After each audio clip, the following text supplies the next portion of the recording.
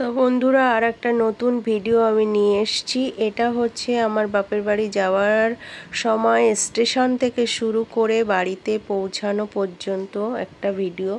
তোমরা ভিডিওটা দেখবে, শুধু আমাদের গ্রামীণ প্রাকৃতিক পরিবেশ আর ট্রেনের মধ্যে কেমন পরিবেশ, তারপরে কত মানুষ কত দুঃখ কষ্ট করে, মানে কত কষ্ট করে, দুঃখ কি কষ্ট করে পরিশ্রম করে স্ট্রাগল করে জীবনযাপন করছে গ্রামের মানুষ। গ্রামের রাস্তাঘাট কেমন, পরিবেশ কেমন, এই বর্ষাকালের পরিস্থিতি কেমন, তো সেইটা তোমাদের সঙ্গে শেয়ার করছি। আশা করি তোমাদের সবার ভালো লাগবে।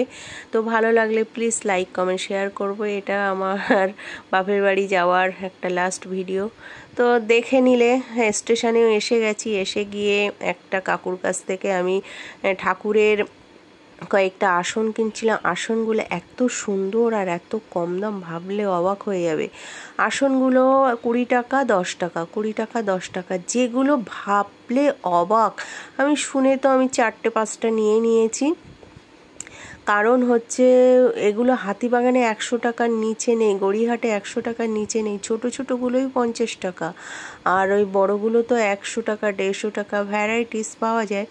তো যাই হোক, তারপরে একটা বৃদ্ধ লোক দেখলে তো স্টেশনে বসে আছে কয়েকটা কলা নিয়ে। সত্যি এইসবগুলো দেখলে না, মানে কি বলবো, ঝরে মনে হয় চোখের জল পড়ে যায়, চিৎকার করে কাঁদতে ইচ্ছা করে। ঈশ্বর কত মানে পরীক্ষা সব মানুষকে নেয়। তো এটা হচ্ছে দুর্গানগর স্টেশন, আমি এসে গেছি। আমি যেখানেই যাই স্টেশনের ব্যাপার থাকলে আমি কিন্তু টিকিট কাটি। টিকিট না কেটে আমি উঠতে পারি না, মানে আমার জীবন শেষ হয়ে যায় মনে হয়।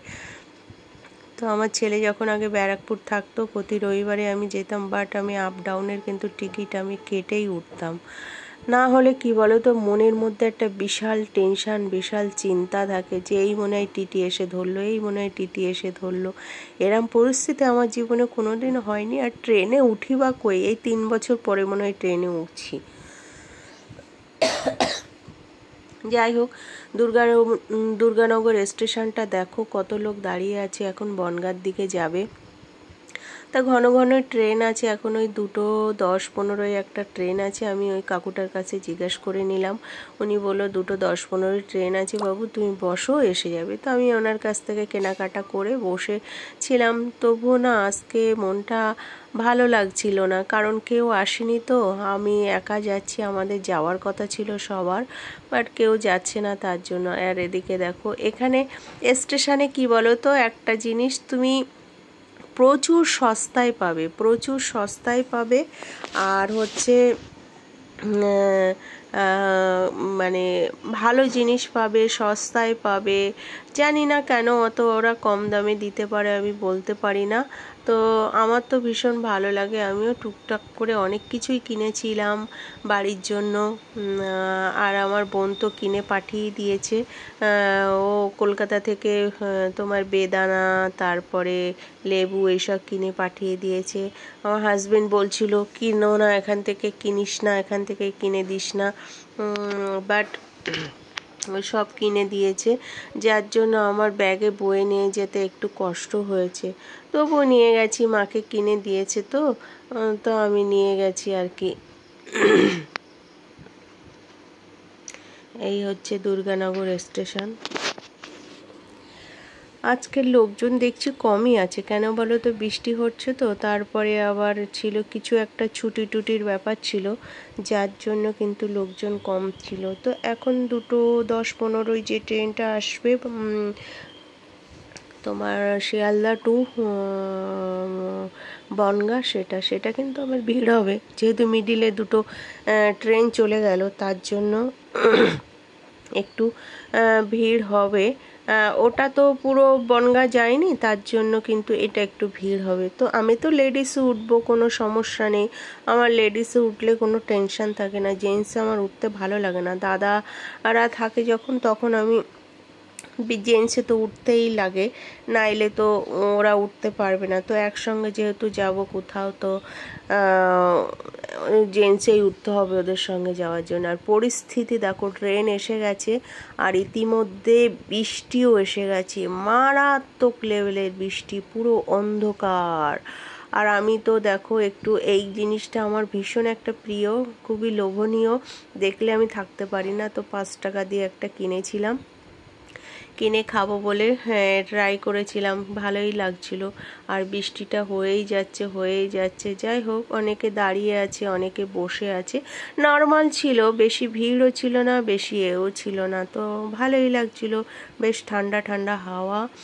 আর সবাই বেশ এখন ওই কলেজ থেকে মনে হয় ছুটি দিয়ে দিয়েছে, যার জন্য সবাই যাচ্ছে, নর্মালি আছে। আর দেখো ওই পুচকুটা, ও মা গো, ও এক জায়গায় থাকতে পারছে না গো, ভীষণ কষ্ট হচ্ছে ওর। যাই হোক, সবাই বসে বসে আছি, গল্প করছি, টুকটাক কথা বলছি অনেকের সঙ্গে। আর এদিকে বৃষ্টি উপভোগ করছি, জলও পড়ছে দেখো। ট্রেনের অবস্থা একদম ভালো না গো। আর পুচকুটাকে কি করে ওর দিদা কোলে রেখেছে, ওর মায়ের কাছে ছিল, ও মা সামলাতে পারছে না, তাই বলছে আমার কাছে দে। তাই ওর মা উল্টো দিকে ওই যে ব্যাগ কোলে নিয়ে বসে আছে, ওইটা হচ্ছে ওর মা। তাই ওর দিদা আবার নিল। আর এর মধ্যে দেখো গজা এসে গেছে, তো আমার তো ভীষণ আর একটা প্রিয় খাবার গজা। আর ট্রেনে উঠলে কি বলো তো, দাদা যেমন কেনাকাটা করে, যা আসবে কেনাকাটা করবে, আমিও তাই। তো এই জানি না, লোভ লাগে, মানে বাচ্চাদের মতো। দেখো ওই মনে হচ্ছে ওই পাখাটা কিনি, ওই ফ্যানটা কিনি, ওটা কিনি, সেটা কিনি, বাট সেটা তো আর পসিবল না। তো দেখতে ভালো লাগে, সামনে দাঁড়িয়েছে, দেখছি, এনজয় করছি, এটাই। তো সবাই, অনেকে কি বলো তো, জেন্টসরা উঠে পড়ছে, এত ভিড়, এত বৃষ্টি হচ্ছে না, তো জেন্টসরা উঠে পড়ছে, লেডিসরা বলছে কোনো অসুবিধা নেই, ওঠো। যাই হোক, তো মনে হচ্ছে ট্রেন যেন শেষই হচ্ছে না। তো আমি মিডিলে একটু ঘুমিয়ে পড়েছিলাম। তারপরে কোনো আর একটা একের পর এক আসতে থাকে, লেডিসে বেশি আসতে থাকে জানো, লেডিসে সবাই কেনাকাটা করে, আর তার জন্যে কিন্তু আসে। তো এই যে আমি মসলান্দপুরে নেমে পড়েছিলাম, এখানেও দেখো লোক, আর কি বৃষ্টি হচ্ছে ভগবান, কি বলবো। এখানে দেখো সুন্দর শশা বিক্রি হচ্ছে, তো আমি একটু শশা নিয়েছিলাম, 1 কিলো শশা 40 টাকা নিয়েছিল। এত ভালো শশা কি বলবো। এদিকে কি বলো তো, তুমি সব একদম টাটকা পাবে। গ্রামে গাছপালা দেখছো, এদিকে সব মাঠ, কিন্তু ধুধু মাঠ। এখন তো পাট কেটেছে, নানা রকম সবজি, পটল, বেগুন ভর্তি। আমাদের বাড়ি যেতে গেলে অনেক বাগান দেখতে পাবে। তো স্টেশন থেকে কিনছে দেখছি, তা আমিও কিনলাম, বেশ ভালোই ছিল। এইবার তো গাড়িতে ওঠার পালা। তো এই যে ট্রেন থেকে নামলাম, দেখলে তো বেশি সমস্যা নেই। আমাদের লালকুটি থেকে অটোতে উঠলাম 1 নম্বরে, আবার 1 নম্বর থেকে অটোতে উঠলাম দুর্গানগর, আবার দুর্গানগর থেকে ট্রেনে উঠলাম মসলান্দপুর থেকে এই গাড়িগুলো দেখছো, সাদা গাড়িগুলো, এইটাই বসে একদম পুরো আমাদের বাজারে পৌঁছানো যাবে। তো এই অবস্থা, এই হচ্ছে গাড়ির অবস্থা। হাসি পাচ্ছে আমার ভীষণ হাসি পাচ্ছে। আর এই দেখো, রাস্তার 2 সাইডে দোকান ভর্তি। অনেক ছোটোবেলায় যখন মামার বাড়ি যেতাম, এই মসলান্দপুর ছিল আমাদের মেন। তো এখান থেকে অনেক মিষ্টি টিষ্টি খাওয়া হতো, অনেক নাম করা দোকান আছে, বিখ্যাত দোকান, যেগুলো আমার বাবা এখানে দাঁড়াতো, আমাদেরকে মিষ্টি, দই টই, সিঙ্গাড়া ফেমাস। মসলান্দপুরের সিঙ্গাড়া হচ্ছে খুবই ভীষণ প্রিয়, ফেমাস। তারপরে গজা, তারপরে মিষ্টি, রসগোল্লা, দই, ভীষণ নামকরা মিষ্টি এখানে। তো এই যে আমরা এই ট্রেন স্টেশন ক্রস করে এবার আমাদের দেশের দিকে যাওয়ার, বাংলাদেশের দিকে যাওয়ার রওনা দিচ্ছি। তো এবার রাস্তা দিয়ে যেতে যেতে অনেক কিছু দেখতে পাবে, যেগুলো অনেক বছর পরে আমি দেখছি, আমার মনটা ভীষণ শান্ত হয়ে যাচ্ছে। মানে আমার মনে হচ্ছে মাটি পেয়েছি, আমার দেশ পেয়েছি, আমার জন্মভূমি পেয়েছি। তো এর থেকে পাওনা আর কি বলো? তো আমার খুব ভালো লাগছে, ভীষণ একটা শান্তি লাগছে। এই বৃষ্টি হচ্ছে, রোদ নেই, এই ঠেলাগুতো খেতে খেতে আসছি, তবু এত ভালো লাগছে কি বলবো। আর এখন তো স্কুল ছুটি হয়ে গেছে, সব যাবে বাড়িতে, আর সবাই প্রায় সাইকেলে করে, বাসে করে, এই যে ছোট ছোট গাড়িতে করে যাবে। কি ভালো লাগে। আমার এখানে যেতে গেলে দুটো স্কুল আমার পড়বে, একটা গার্লস স্কুল আর একটা বয়েজ স্কুল, যেটা 11-12 পড়েছি। তো সেটাও যদি পারি, সম্ভব হয়, সেটাও শেয়ার করব। তা দেখো একটা ব্রিজ, যে ব্রিজে নিচে নদী বয়ে গেছে, কিন্তু নদী আর দেখা যাচ্ছে না। ও বন্ধুরা, এই রাস্তায় আবার অনেক সুন্দর সুন্দর ফলের বাগান আছে, আম বাগান, তারপরে হচ্ছে ওই যে পানি ফল হয় না, সেই পানি ফলের বাগান। তো দেখো কেমন লাগছে, প্লিজ কমেন্ট করে জানিও। তোমাদের সঙ্গে যেটুকু পেরেছি শেয়ার করেছি, এই গাদাগুদির মধ্যে বসে একটু এই হচ্ছে তেঁতুলিয়া ব্রিজ, যেটা খুবই নামকরা বিখ্যাত একটা ব্রিজ। বসিরহাটের নিচ দিয়ে বয়ে এসছে যে ব্রিজটা, সেই ব্রিজটা। আর ওই যে হচ্ছে শ্মশান, এখানে হচ্ছে মরে গেলে জানো তো শ্মশানে সব পোড়ায়, তো প্রতিটা ব্রিজের নিচে কিন্তু শ্মশান থাকে। আর এই যে উদ্বাস্তব যারা যাযাবর এদেশ ওদেশ করে বেড়ায়, তারা ওখানে ঘর বাড়ি বেঁধে আছে। তো এই হচ্ছে তেঁতুলিয়া, যেটা বয়ে গেছে বিথারির দিকে, সোজা বাংলাদেশ বর্ডারের দিকে। কি না সব নাম আছে, আমি অতটা এই যে বাদিকে যে রাস্তাটা ঢুকলো ওটাই। আর এটা চলে গেছে সোজা আমাদের কাটিহাট বসিরহাট রুট, ঠিক আছে। আর দেখো শুধু বাঁশ বাগান, বাঁশ বাগান। কে কে গ্রাম ভালোবাসো শেষে আমাকে প্লিজ কমেন্ট করে জানিও।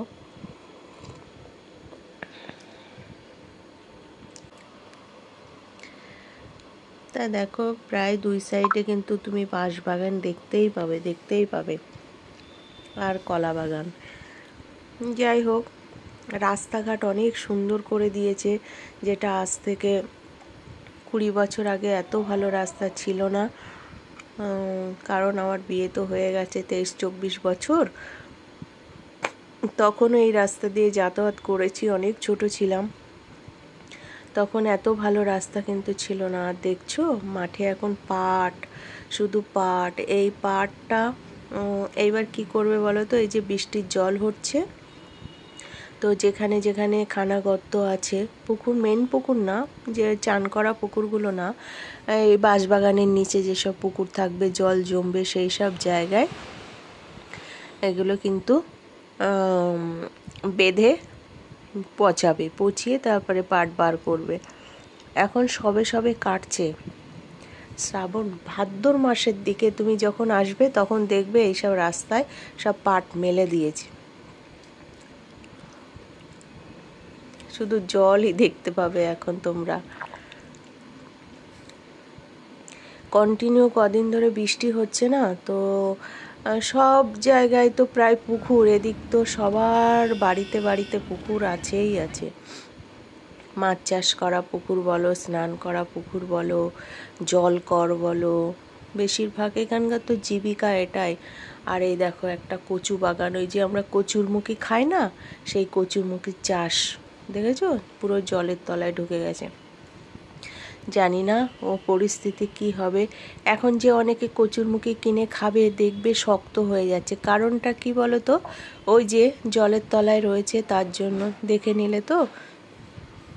তো গাড়ি কিন্তু প্রায় খালি হয়ে গেছে, এবার আমি নেমে যাব আমাদের বাজারে, আর 15 মিনিট মতো লাগবে।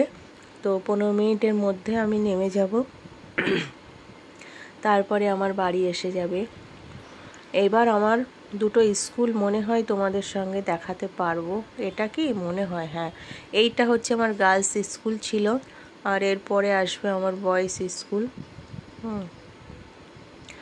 তো বেশি দূর ডিস্টেন্স না, মানে 5 মিনিটের রাস্তার ডিস্টেন্স, ওটা একটু মানে এর দিকে। আর এই যে হচ্ছে বয়েজ স্কুল, ঠিক আছে, 5 মিনিটও না, 1 মিনিট, এই হচ্ছে বয়েজ স্কুল। এই হচ্ছে দুটো স্কুল, সাইকেলে করে আসতাম। আর এই হচ্ছে মেন বাজার কাঠিহাট। এখানেই আমাদের জামা কাপড় কেনা বলো, মার্কেটিং বলো, পুজোর সময় সব কিছু বলো, তো আমরা এখানেই আসতাম। আর হচ্ছে তারপরে বসিরহাটটাকে আমরা কি মনে করতাম বলো তো? শহর, কলকাতা মনে করতাম ছোটোবেলায়, যে বসিরহাট যাব। আর যখন একটু বড় হয়েছি তখন কাঠিহাট নিয়ে যাবে বাজার করতে, দুর্গাপুজোর বাজার করতে। দাদু, সবই তো দাদু করতো, তো দাদু বাজার করতে নিয়ে যাবে, ঠাকুমার সঙ্গে যেতাম। ঠাকুমার বাঁধা ধরা দোকান ছিল, সেই দোকানে নিয়ে যেত, সেখানে গিয়ে পছন্দ করে জামা কাপড় কিনে নিয়ে আসতাম। তো এই হচ্ছে দেখো, এখানে তেমন একটা কোনো উন্নতি হয়নি দেখছি। রাস্তাঘাট ঠিকঠাক করেছে, বাট দোকানঘাট তো ঠিকঠাক করেনি। কেন করেনি? বড় বড় বিল্ডিং করে তো বড় বড় শোরুম টাইপের, দোকান টাইপের করতে পারতো, কিন্তু কেন করেনি কে জানে। আর 3-4 বছর পরে আসছি তো, মানে যেমন তেমনই আছে। দেখো এইসব কত পুরানো দোকান, ভাঙাচোরা। দেখো এইসব বহু সেই আমরা ছোটোবেলা থেকেই দেখছি গো, একই পরিস্থিতি আছে। আর এই হচ্ছে আমাদের গলির রাস্তাটা, যেটা হচ্ছে আমাদের বাজার। যেমন আমরা ধরো লালকুটি আছি, লালকুটিতে যেমন কাছাকাছি হচ্ছে কি নারায়ণপুর, সেম ওই রকম আমাদের বাড়ি থেকে সাইকেলে ধরো 10 মিনিট লাগে আসতে, ঠিক আছে। তো এই যে যেতে যেতে সব দোকানঘাট পড়ে, সব বিজনেস করে। কিছু কিছু বিল্ডিং হয়েছে, এইসব বিল্ডিংগুলো দেখিনি, এইসব বিল্ডিংগুলো হয়েছে দেখছি, ভালোই লাগছে। এই একটা বিল্ডিং হয়েছে দেখছি। এই সব জায়গায় আমার সব বান্ধবীদের বাড়ি ছিল, একসঙ্গে পড়াশুনো করতাম। কিছু করুক আর না করুক, সবাই গাড়ি কিনেছে, বুঝেছো? প্রতিটা বাড়িতে একটা করে গাড়ি দেখবে, বাড়ি সুন্দর হোক আর না হোক গাড়ি আছে সবার বাড়িতে। আমাদের গ্রামের মানুষ কি বলতো, ভালো মন্দ খাবে, ঠিক আছে, ভালো মন্দ খাবে, আর হচ্ছে ঘুরবে ভালো মন্দ, মানে বাইরে ঘুরতে যায়, যেমন দার্জিলিং গেল, গ্যাংটক গেল, ট্যুরিস্ট ট্রাভেলিং যে এগুলো হয় আমাদের বাজার থেকে ছাড়ে, সেই এসে তারা প্রতি বছরে কোথাও না কোথাও যেতে থাকে। ওরা বাড়ি ঘরের প্রতি অত ইন্টারেস্ট নেই, ওদের এই ঘোরার প্রতি আর খাওয়ার প্রতি প্রচণ্ড ইন্টারেস্ট। একদিকে ভালো। তো এই এসে গেছি আমাদের মেন বাজার। এইখানে হচ্ছে আমাদের সকাল থেকে রাত পর্যন্ত বাজার হয়, যেটা সবাই মানে এসে বাজারঘাট করে, ঠিক আছে। এই হচ্ছে